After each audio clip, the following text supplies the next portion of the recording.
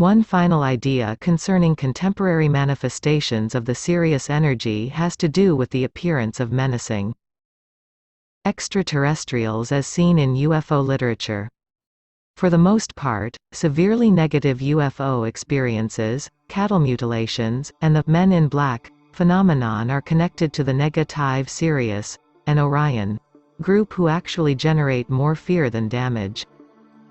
At times the physical Sirians, and Orions, can break through the layers of protection in the solar system and try to wreak havoc. What is their motivation?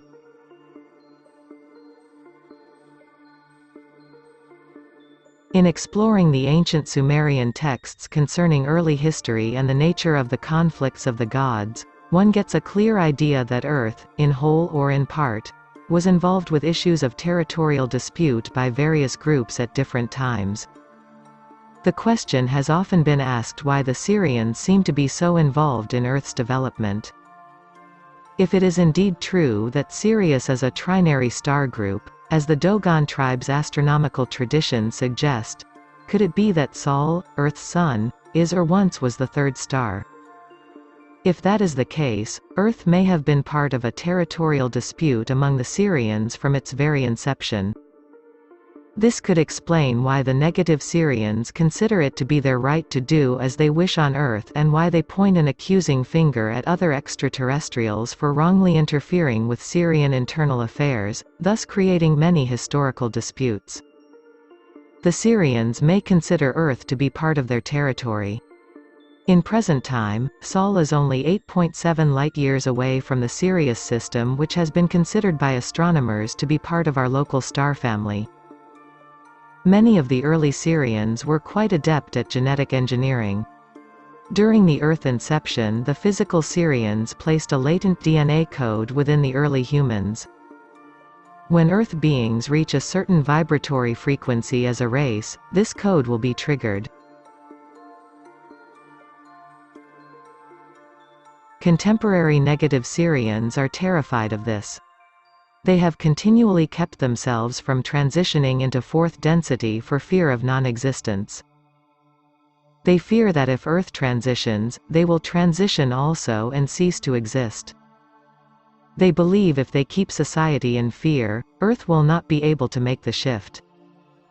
As a whole, they cannot determine humanity's fate, for Earth humans have more power than the negative Sirians realize. But they will continue. They know no other way. Whether dealing with physical extraterrestrials or archetypal energy, the Sirian identity is entwined with humanity's. It is rich with knowledge as well as challenge. One must always remember Sirius as the triad and what it represents: integration from polarity, which is the destiny of Earth. Notes. Some astronomers, such as Van den Bos and Finson at the Union Observatory in the 1920s, and more recently, D. Lauterborn, are theorizing that Sirius is indeed a trinary star group, but no viable data has been uncovered to confirm that claim. The Illuminati are not only comprised of Sirians. Other groups, such as Orion, are part of the Illuminati structure. These beings, negative Sirians, represent only a small percentage of Sirius consciousness. Since the Earth inception, the planet has developed some very strong positive relationships with Sirius beings who have been some of the main supporters of humanity. Begirt with many a blazing star, stood the great giant Aldebaran. Orion, hunter of the beast. His sword hung gleaming by his side, and on his arm, the lion's hide scattered across the midnight air the golden radiance of its hair. Longfellow. Canst thou bind the sweet influence of the Pleiades, or loose the bands of Orion? Job 38-31. When two opposite polarities meet, they are naturally attracted. When they attempt fusion, rather than integration, they produce a force of enormous energy. They produce sparks. They produce change. Sometimes they even produce pain. This was the case with the civilizations of LYRA that attempted integration within the Vegan and Sirius star systems. The conflict began playing out there, but was energetically expanded to include Orion. Its beginnings were as a Lyran conflict. Through generations it evolved into a new race's war, that of the Orions. As generations passed, each side lost touch with what they were fighting for. Yet the anguish continued. The stakes were clearly marked. The negative side perpetuated the idea of service to self. Within their philosophy, if one served the self, the whole was served. What they did not realize was that they were denying the whole by the way they chose to carry out this philosophy. This translated as the need for domination. These were dark times indeed. Domination entailed behavior that Earth humans have never experienced. Genetic manipulation of bloodlines was common, in an attempt to dilute or concentrate power. What humans know as black magic was a common practice. Beings were so saturated with their own fear that they struck out at all who were different. The Earth legends of sword and sorcery are dim remembrances carried in the etheric cell memory from the dark times of Orion. The positive side epitomized the idea of service to others. It was their belief that the only way to survive was to be subservient, even at the expense of the self. So an interesting dynamic was played out. There were those individuals who were the dominators and those who were all too willing to play the victim role. These positives felt that to support the whole they must serve the whole and relinquish the self. In reality, they were denying themselves as being a valid portion of that whole. The Orion civilization was one of the very few that evolved into a state of technological advancement while still being in a state of intense spiritual conflict. Eons of time passed while the drama continued playing out. It began with basic emotional manipulation all the way to the other end of the spectrum, manipulation using highly advanced technological tools. Reincarnationally speaking, the same souls incarnated time and again, switching sides, trying to find a way to bring the whole struggle into balance.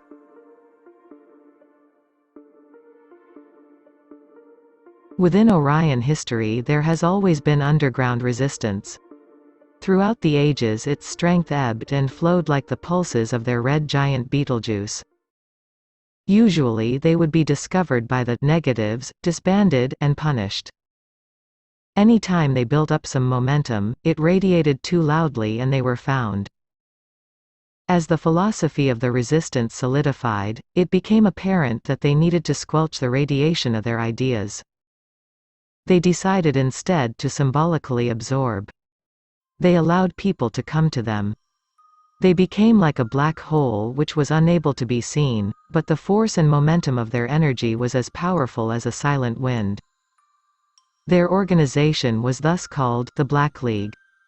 The symbol of their struggle became the Black Dragon. A new aspect of the drama began to unfold. Now there were three facets to the struggle. There were the dominators, the victims, and the resistance, fueled by the friction of two polarities.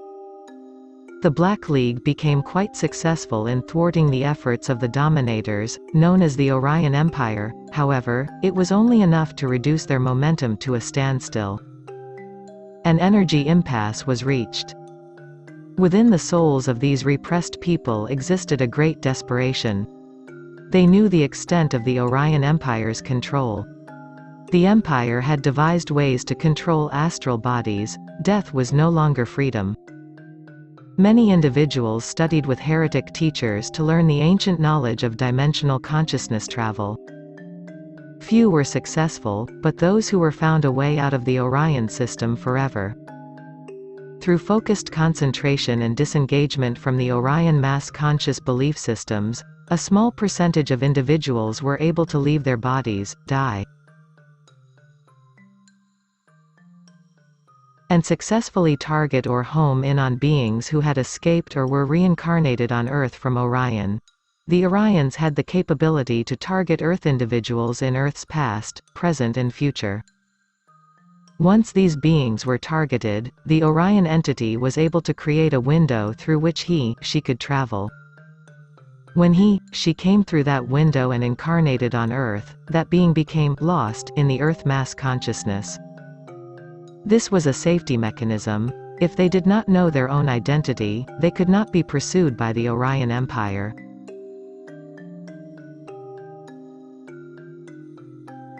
The escapees then entered Earth's reincarnational cycle and most likely continued to play out the Orion drama unconsciously within their soul patterns. At times they could have been immediately pursued through the window by Orion Empire representatives. Often these Empire representatives became caught in Earth's mass consciousness as well and had to enter the reincarnational cycle. When they incarnated, they carried their old Orion desire for control with them. As the desperation grew, the Black League decided to fight even harder. They had people who played both sides. Smuggled reports from informants resulted in an even more intense resistance effort. They began to employ tactics borrowed from the dominators. All this was done in the name of freedom. They eventually learned that freedom was elusive, and the conflict intensified. With all of their efforts, the Black League could not understand why they were not being successful in liberating the victims. They became discouraged. The people hungered for a form of spirituality, but all that was present was a gnawing emptiness and fear. Nothing worked. For a few generations the Black League remained stagnant, only an idea and nothing more. Then something miraculous occurred. During generations of spiritual gestation, a seed began to grow. A soul incarnated who embodied all the hopes and dreams of the Orion races and had none of the hatred or fear. When he was born, he was safely contained in an energetically and emotionally neutral environment deep within the planet so he would not become polarized. At adulthood he began to teach. What he taught began to shed new light on the struggle. What he proposed could end it once and for all.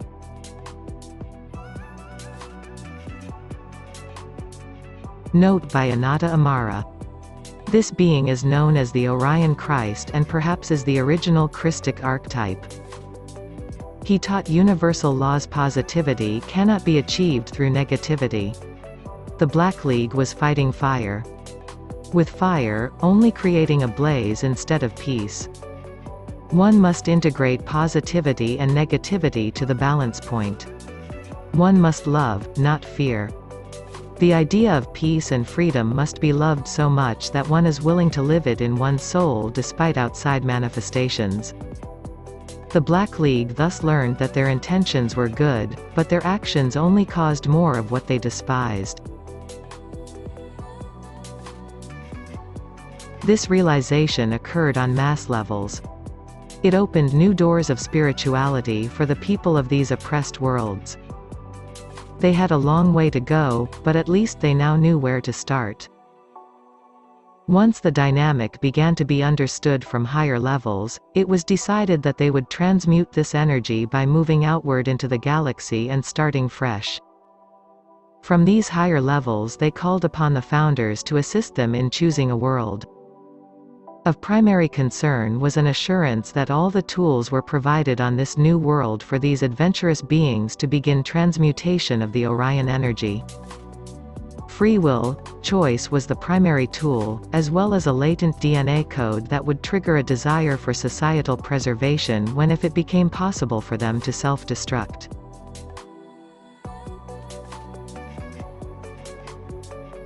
The world that was chosen was Earth. The founders then began engaging various physical groups to carry out the Earth inception. See Chapter 9. Earth has manifested the Orion drama in an attempt to balance polarity throughout humankind's history. The fall of Atlantis, the Roman Empire, and the ongoing religious wars are all examples of memory patterns from Orion that are emerging to be cleared. Throughout all of these dramas, the human race has survived and has kept total oppression at bay.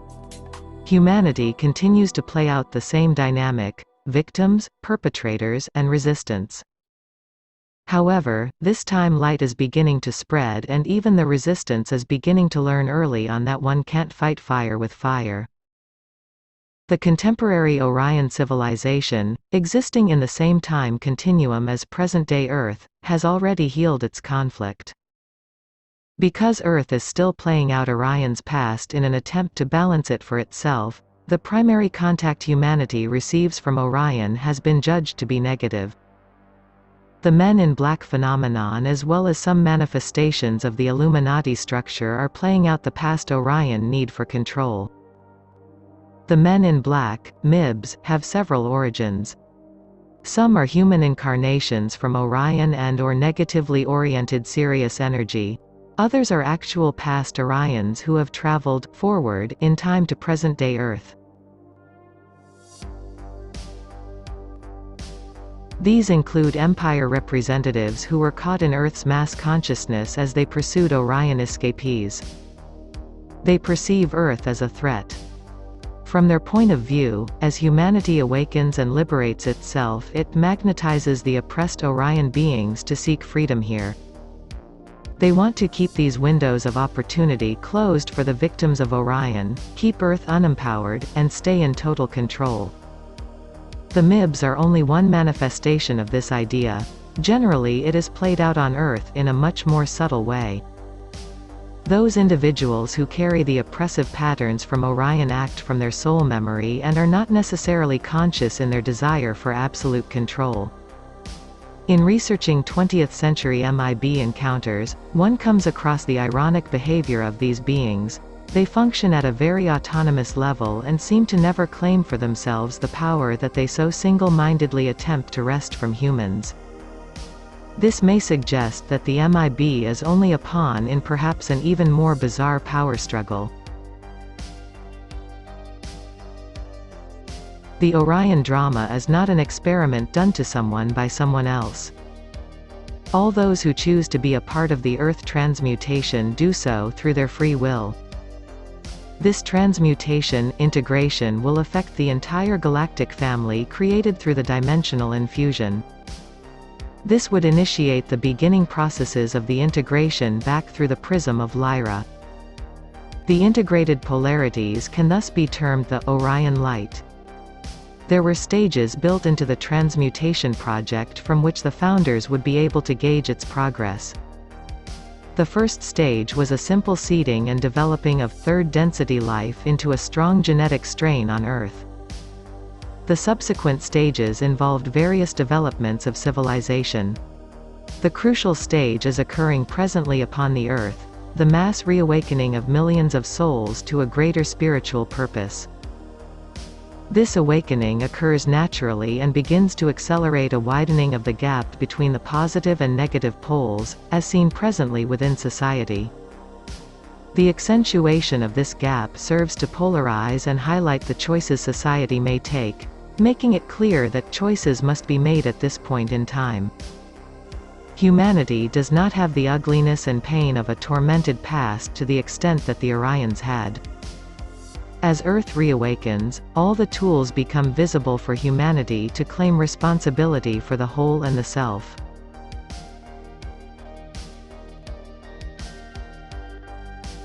The painful Orion memories may continue to surface, but the healing of them will occur through humanity's proclamation of freedom and choice. When the dimensional infusion occurred, there were some individual and group consciousnesses who chose to remain dormant. They allowed themselves to serve as archetypes, and could be awakened as needed. Some even allowed fragments of themselves to incarnate. An example of this is the consciousness known as Merlin.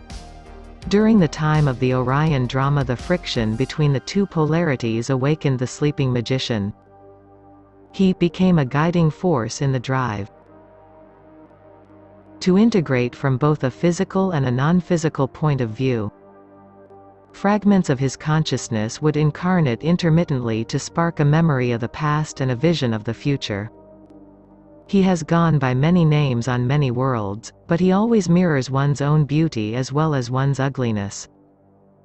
His energy has been present in association with Earth right from the inception. The Earth inception will be examined more thoroughly in the coming chapters. For the time being, it must be shared that this drama has been created to be a success. Most who incarnate upon Earth are involved, to varying degrees, in the Orion drama. Everyone is here by choice. The instant that one begins operating from a belief that humanity is here against its will is the instant that personal and planetary power has been surrendered. Earth's Pleiadian cousins. Many a night from yonder ivied casement. Ere I went to rest, did I look upon great Orion, sloping slowly to the west. Many a night I saw the Pleiads, rising thro' the mellow shade glitter like a swarm of fireflies tangled in a silver braid. Tennyson. During the early development of the LYRA system, the first friction between polarities began to occur. Some Lyrants manifested the idea of the feminine polarity intuitive and allowing. They believed the path to reintegration was through inner development. Other Lyrants, however, polarized to the masculine. Their philosophy upheld the notion that in order to evolve, they had to dominate the known universe. This caused much dissension between the two. As the Lyran civilization developed, a group of Lyrants decided they would prefer to develop their culture away from what they perceived were negative influences. Thus they searched the galaxy for a new home. In their search they found a young planet rich in natural resources. This planet was Earth. For several generations this group resided on Earth, coexisting peacefully with the developing primate race. However, over a long period of time they found that they were not adapting to Earth's physical and electromagnetic environment as well as they desired. During this time they incorporated small amounts of genetic material from the primates to assist them in assimilating to Earth's environment. Over generations their DNA changed slightly, allowing them to become more adapted to Earth. While these Earth Lyrants were incorporating primate genetics into themselves, other groups of Lyrants were on the planet to carry out the Founder's wishes as well as their own by inserting Lyran genetics into the primates. The arrival of these Lyrants refueled the conflicts the Earth Lyrants initially escaped from, so they chose to find another planetary system to colonize. Desiring to build a new culture where they could become isolated from old conflicts rooted in their past, they explored the region widely before they decided on an open cluster of young blue stars known as the Pleiades. When the Pleiadian star system began to be colonized by Earth Lyrants, it was intended to be a very balanced, independent race. This was reflected in their choice of a new, stable star cluster. More than anything else, they desired to create a culture based on harmony, truth, and unconditional love. Once the colonization plan became known, those of Lyran descent who desired a new home decided to colonize other areas of the Pleiades star cluster as well. These early Pleiadians, the previous Earth Lyrants, possessed highly developed intuitive skills, as well as an inbred desire to create a community lifestyle. The whole was as important as the self. Even with this desire, it took these beings generations to mature and create their own identity separate from their Lyran roots. For generations they developed this new culture which was philosophical in nature and technologically progressing at a rate perfect for their development. Though there were several periods of conflict, the cultural base that these new Pleiadians created remained stable for many thousands of years. Over generations the community-oriented Pleiadians began to favor peace and tranquility so much that they learned to invalidate all forms of negativity. Deeper and deeper they submerged their natural humanoid tendencies, until a great emptiness appeared within their being. There was no conflict, resolution, or learning. A voice cried out from within them. There was a portion of them that desired to be heard. From this well of despair they reached out to their Lyran forefathers. When the call was answered, the Lyrans were surprised to find a culture that had virtually cut itself off from creation. The Pleiadians had no knowledge of what was occurring in the universe around them. They were unaware of the anguish of Orion, even though they were both descendants of Lyra. When the Pleiadians were made aware of the Orion struggle, their own sleeping dragon awakened. They felt a passion. Once again they felt alive. A deep mission was sparked within their souls. They offered to be of service within the Orion struggle. It was then that they committed themselves to fighting the Orion negativity. Thus it began. They entered the Orion struggle through many vehicles. Some souls chose to incarnate directly into the system within both polarity orientations, positive and negative, in order to understand the struggle. The majority of these Pleiadians incarnating into the Orion struggle became ensnared. It is easy to enter the Orion reincarnational cycle but virtually impossible to escape. Others chose to ally themselves with the Black League or continue to incarnate within the Pleiadian system and attempt to contain the expansion of the Orion Empire. They fought with every ounce of their being against the negativity they saw around them. Unconsciously they also fought the negativity still further, within themselves.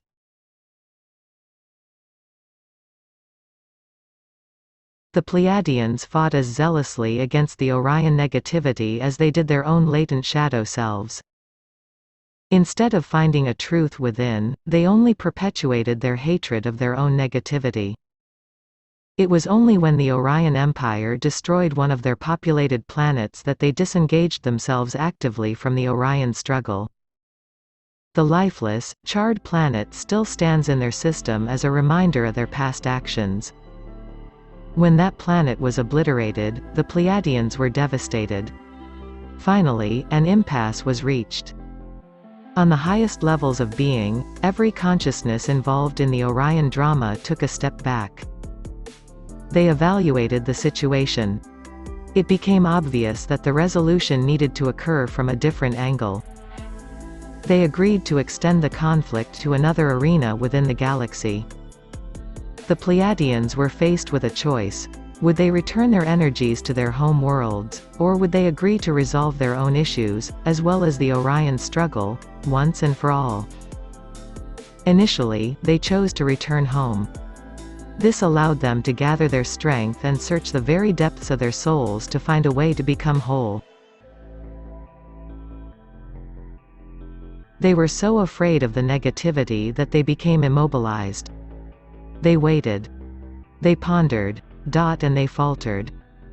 While they waited, the Inception project began in full force upon the Earth. The Lyrans were the physical directors of the project, under the founders, accepting assistance from other physical groups such as the Syrians. It quickly became apparent that they needed a genetic structure of terrestrial as well as extraterrestrial origin for their Inception project. They contacted the Pleiadians. At first the Pleiadians expressed reluctance about becoming involved with Earth once again. However, the Lyrans pointed out possible Pleiadian benefits with a deft craftiness. Knowing that the Pleiadians had originally incorporated Earth primate genetics into themselves, the Lyrans admitted that they needed certain aspects of Pleiadian DNA for the developing Terran species on Earth.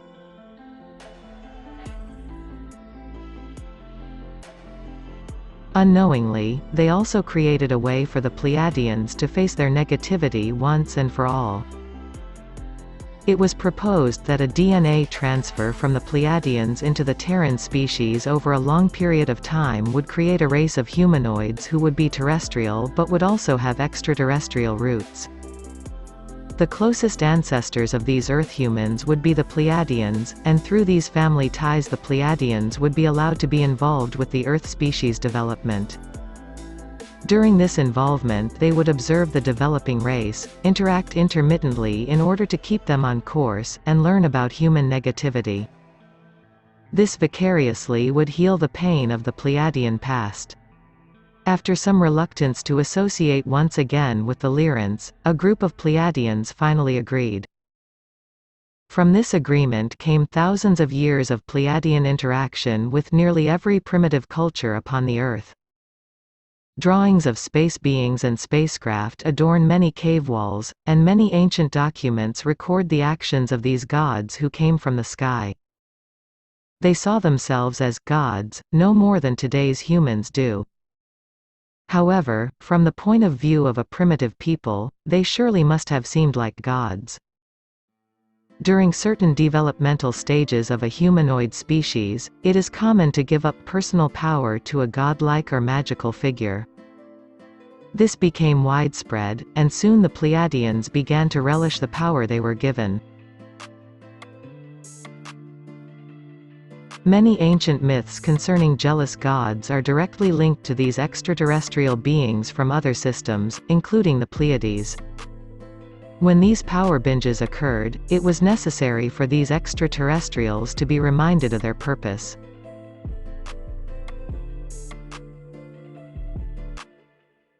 Very often resentment built up on the part of the Pleiadians toward other visiting groups.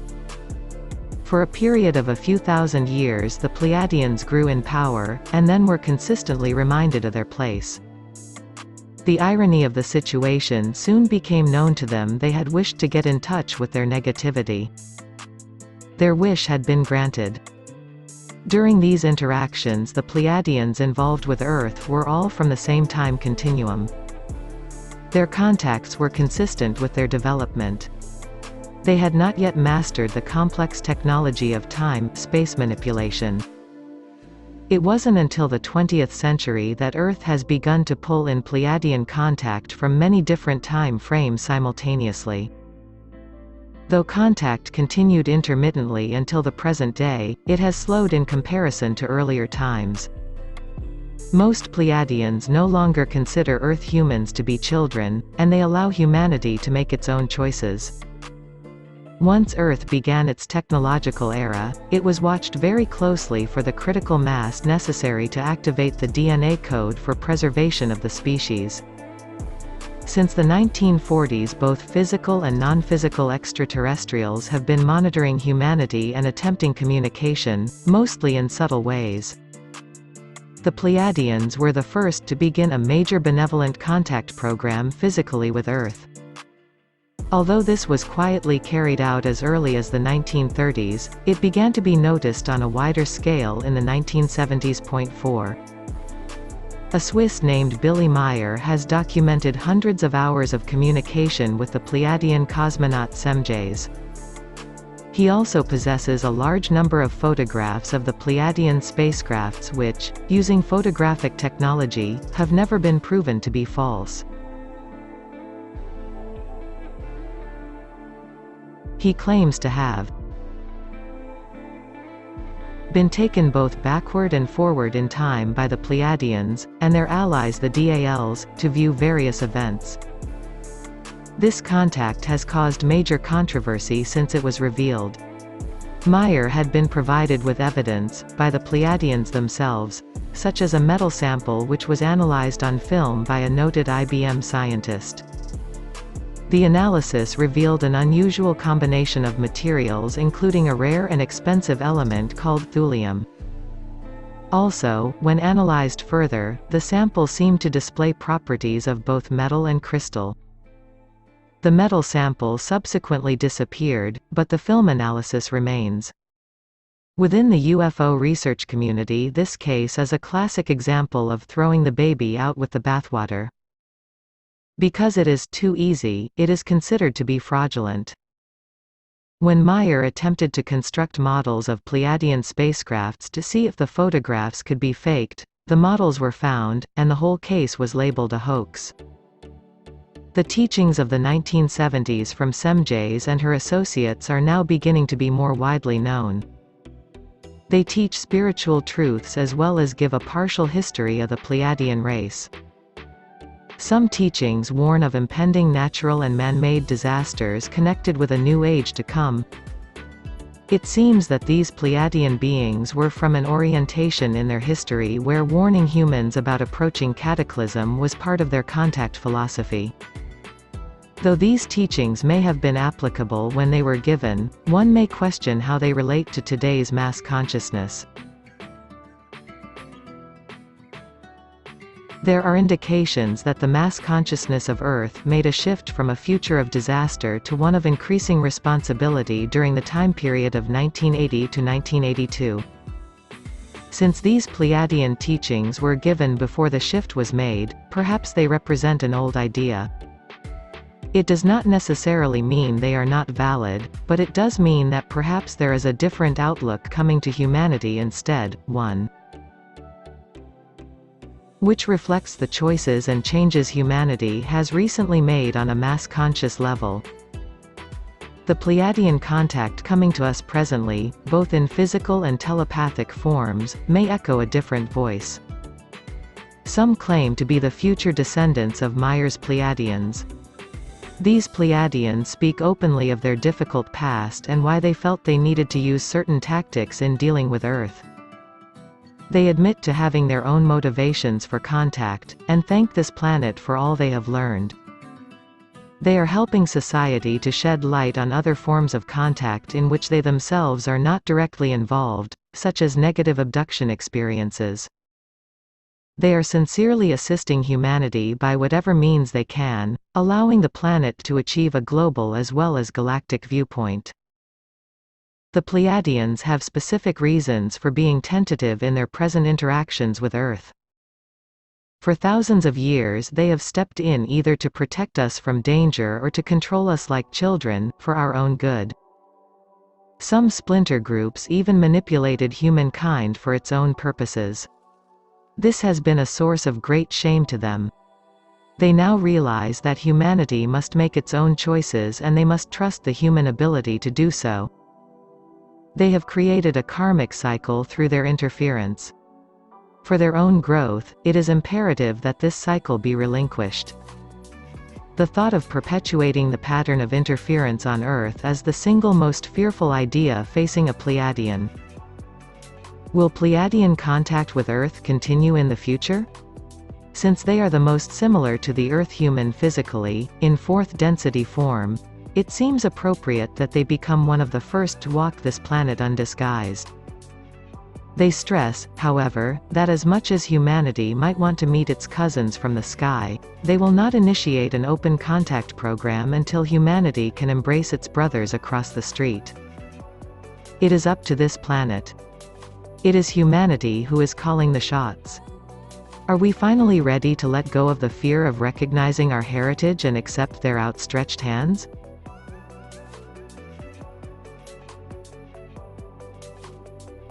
Earth's Pleiadian cousins. One splinter groups also colonized other systems in Earth's galactic neighborhood. Visibly, we only see 7 stars in the Pleiadian system. From the Pleiadian point of view, there are hundreds of stars with habitable planets, unseen from Earth, which make up the Pleiadian colonies. 3 examples of these myths include the Egyptian accounts of Set and Osiris, as well as the Sumerian conflicts between Enlil and Enki. These seem like archetypal battles. Many cultures have legends of similar figures that can be considered counterparts, or perhaps a translation of one story. 4. There are indications that negative groups, such as the Syrians, began contact in the 1930s as well, and that their negative actions were always countered by the more benevolent groups such as the Pleiadians. This heavy contact activity, by both positively and negatively oriented groups, appears to occur in 20-year cycles, 1930s, 1950s, 1970s, and as we will soon perhaps see, the 1990s. 57. 7. The Gateway of Arcturus. Verily, when a person departs from this world, he goes to the wind. It opens out therefore him like the hole of a chariot wheel. Through it he mounts higher. He goes to the sun. It opens out therefore him like the hole of a drum. He goes to the moon, he goes to the world that is without sorrow. Brihad Aranyaka Upanishad. When passing through the prism of Lyra, there were some beings who decided to remain in non-physical form. These beings lovingly chose an existence of service to those of the more dense realities, such as third-density Earth. They realized that on developing physical worlds the evolving life may need assistance from other realms. This assistance would come in the form of archetypes, angels, guides, and unseen inspiration. These beings were attracted to the area of the star, Arcturus. During their initial attraction, the star field in the Arcturus region was slightly different from its present manifestation. But the energy of the area remains constant. There is a gateway or crossroads in the fabric of time and space in the general area of Arcturus. These beings soon realized this gateway passed dimensionally through almost every other area inhabited from the dimensional infusion.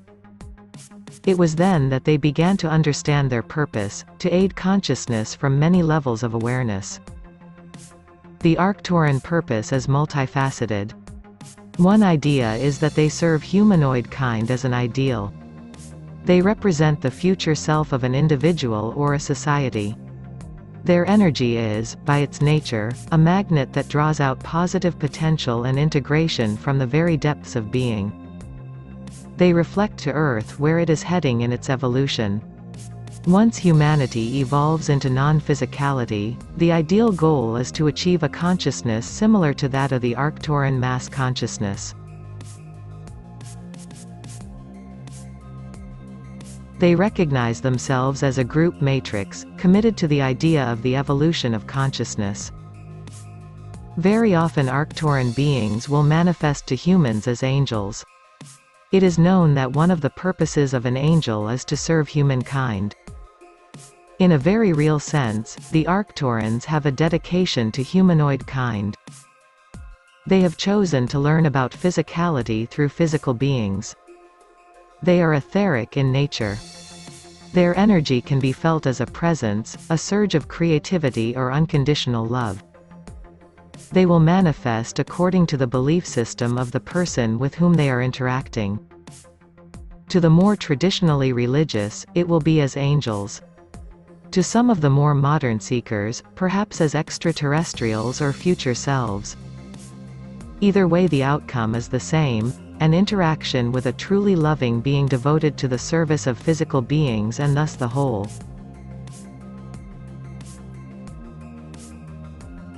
Because they serve physicality, they interact not only with the humanoid beings upon a planet, but also with the unseen kingdoms whose evolution is different from that of humanoids. Each planet has its own Devic kingdom, the consciousness energy of the plant, mineral, and animal kingdoms, and the Arcturan energy acts as a higher aspect of a planet's Devic kingdom. Again, they repeat the idea of reflecting the future evolutionary ideal. There are a small number of Arcturans who choose to experience physicality in order to serve. Rather than entering physicality through the birth process, they choose to walk in an already existing body on a physical world. They do not have the need, or the karmic compulsion, so to speak, to enter through the incarnation process. By various agreements between souls, a trade is established. The soul of a human who is emotionally in pain will enter the Arcturus realm for healing, and the curious Arcturan will temporarily embody upon a planet. The primary service the Arcturans provide for physical beings is that of emotional healing. Arcturus is more of a realm than an actual place, and within the realm of Arcturus, Earth souls who have had traumatic deaths, or lives, are healed and rejuvenated. Because the gateway of Arcturus connects dimensionally with Earth, all who incarnate on Earth must pass through the Arcturus realm before they reach the planet, unless they consciously choose not to. This provides a healing for those about to be born, and a strengthening of their choices and desires for the physical life about to occur.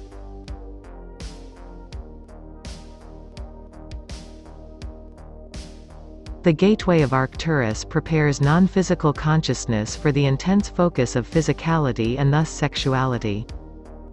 From the Arcturian point of awareness, physicality and sexuality are the same expression. The Arcturus energy is particularly adept at various forms of sexual healing, such as in the case of sexual abuse during childhood or adulthood. The healing energies of Arcturus are equally nurturing for the abused and the abuser, for both are in much pain. The utilization of the Sirius, Arcturus healing matrix can be quite powerful in such cases. The cetaceans, especially dolphins, can represent the Sirius, Arcturus matrix to those in pain. Since dolphins are quite sexual and unconditionally loving in their expression, they can serve as a physical manifestation of the Sirius, Arcturus healing matrix. This matrix is totally non-threatening, providing subtle healing on very deep levels. At death, the human consciousness passes through the Arcturus realm. There they are nurtured and cared for until they awaken to their greater reality. In the case of traumatic death, a great tenderness and healing is shared so that the soul about to awaken makes a smooth transition. In after-death experiences, the light that is perceived at the end of a tunnel is actually a representation of the Arcturus vibration. This vibration will be translated through the perceiver's own belief system. Because Arcturus is primarily sixth density, it is often perceived as the Christ or Buddha vibration. The light can be equated with the future or higher self, Christ self, of an individual. So in a sense, during the death process one is merging with the higher self, which happens to share a frequency range nearly identical to the Arcturus realm. There healing occurs. In all of creation there is nothing that heals, nurtures, and rejuvenates the human spirit as completely as the Arcturus vibration. Point 2. Another idea that is synonymous with the Arcturus vibration is the idea of creativity. When one is creating, one aligns with the energy of the Creator. Since Arcturus serves as a messenger of the Creator, so to speak, the vibrations are quite similar. In this way Arcturus has been intimately bound to humanity from the beginning, since humanity is always creating. Arcturus is much more than a star. It is a frequency that one possesses within. It is a frequency of creation, healing, and evolution. It has been with Earth and other developing physical planets from their inception. It is less a character in the galactic family story than an undercurrent, one that is ever. 62. The gateway of Arcturus. Present in the entire dimensional infusion idea. Because the energy of Arcturus is an undercurrent that consistently interacts with us, the Earth planetary environment often translates Arcturian energy into a form that is meant to trigger individuals emotionally. An example of this is the lenticular cloud, a spectacular cloud formation that molds itself into a disk shape. It may look like a spacecraft, but most of the time it is merely the Earth environment translating the energy it perceives at an etheric level. These etheric ships serve once again to remind humanity of its unseen connections. Within polarized reality, Arcturus has chosen a counterpart to reflect other aspects of its evolving nature. Its counterpart is the area called Antares. Within the dimensional gateway or crossroads there is a joining between Antares and Arcturus which serves as a major focal point of energy in this region. Most of the consciousnesses who incarnate on Earth pass only through the Arcturus vibration. There are others who choose to pass through Antares before they reach Arcturus. These are the individuals who work directly with mass consciousness patterns, matrices, and cellular evolution. Antares is also the dimensional connection point between Earth's quadrant of the Milky Way and the galaxy Andromeda. The Antares-Andromeda connection energizes the abstract concepts of existence and consciousness necessary for physical races to begin to remember their heritage, thus transmuting their past.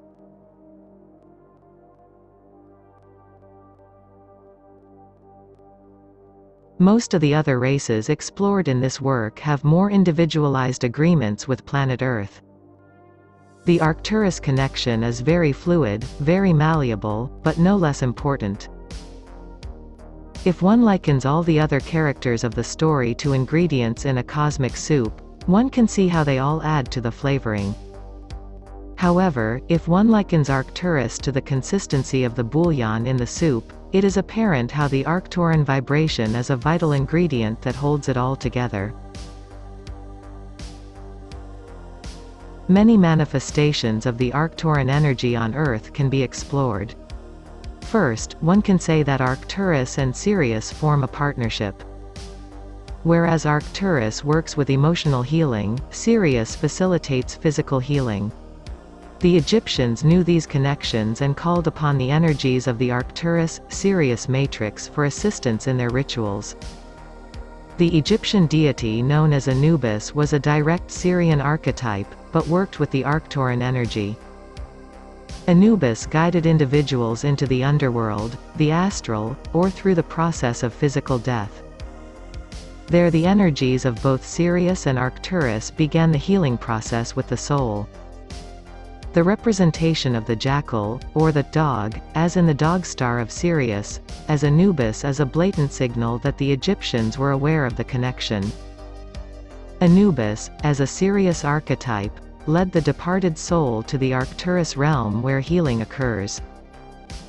Arcturus represents integration as much as Orion represents the conflicting or polarized nature of humanity. The archetype of Merlin has often been labeled a bridge. When two polarities attempt a unification, there must be a common ground they both stand on before the merging occurs. Merlin is thus a bridge between the explosive Orion and the healing Arcturus. He is the common ground. It is apparent how his energy has been of major importance, not only to Earth, but to all who experience polarity. Magic is the spark created from the friction between polarities. Tie ignites transformation. Early in the development of Earth, the Arcturans agreed to density themselves enough to be perceived temporarily.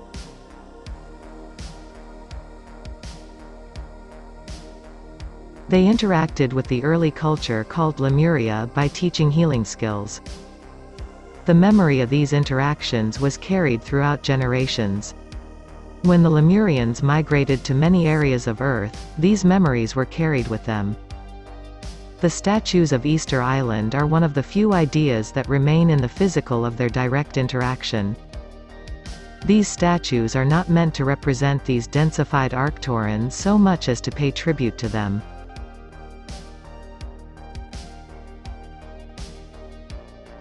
The position of the statues is skyward, gazing at the horizon, waiting for the Arcturans' return. Humanity has never had to wait for their return. The energy has been present all along. If one looks inward instead of outward, they can be found. They are the human race evolved to its highest potential. They remind humanity and edge it forward into the magnificent spiral of evolution.